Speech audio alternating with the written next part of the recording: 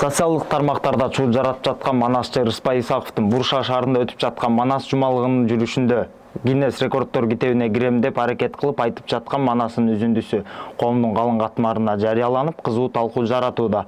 Айрымдары манасчынын таламын талашып, чарчап калган жериндеги үзүндүсү жарыялангандыгын айтса, ал эми кээ бирлери манасты мындай бурмалап айтып, айлана чөйрөсүндө болуп жаткан нерселерди кошкону туура эмес деген чечимде.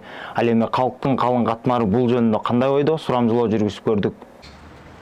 Чоп, ар кайсы сөздөрдү айтып эле. Болбойт да мындай чыккандан кийин чоп айтып. 17 сааттан бери эме чыккандан кийин далдыра жок, ичпесе деле. Уже токтотуш керек да, ужечи. Жатооган эми манас айткандан качан манас айтып жатпайт. Манас айтып аткандан кийин дакансы айтыш керек да эми. Канча саат берилет манас? Өзүң каалаганча айтасыңбы? Ооба. Эми айтып аткандан кийин жатооган болбойт. Ойлойм, бул жерде акыбалы кетти, чарчады, көп болду убакыт. Бул жерде кыйын негизи. Манас айтыш деле бул өзү оңой эмес. Анан кийин мындай манасчыны биринчи жолу көрүп атам. Айтыш керек. Уят кылып атат. Манас эпос. Кыргыздар уят кылып атат. Гиннесте узак убакытты коолап айтам дегени мага жаккан жок да. Эми элдерге деле укканга жагымсыз болду го. Ошол деңгээлде добул басым мени жейди го деп айткан сөзү чындыгында эле бул башкача бир касиеттети да. Манасты көрүнгөн киши сиз дагы мен дагы айта бербейбиз. Кайыптан бүткөн аян. Ошондуктан мисалы үчүн жөн эле тигини кошуп кетип, буну кошуп бул жомок эмес.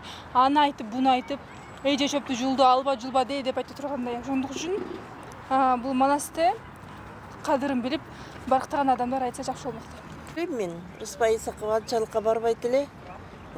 Ошол жанында турган эки жагындагы турган манасчылар деле ошону токтото койсо болмок да. Бул Рыспай Исаковдон алган өч эмес эле бүт Кыргызстанды, кыргыз элин, манас элдин ушунчалык бир жаманаттыгга калтырып атпайбы?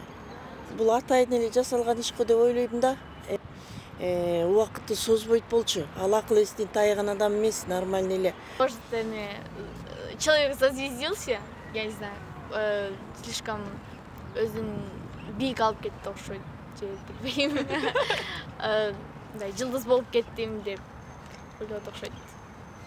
Ал жерде эмне болгонун неме кылбагандан кийин мен ал жөнүндө бир нерсе деп конкреттүү түрдө бир нерсе айтыш кыйын го. Бул билбейм, балким бул пранк болушу мүмкүн. Анан өзү келгенден кийин эмне болгонун өзүнүн оозунан угат болушубуз керек. Кандай болгон күндө да иш-чара жыйынтыкталып манасчылар кайтып келгенде өз оозунан угуп окуянын чоо жайын чагылдырып беребиз.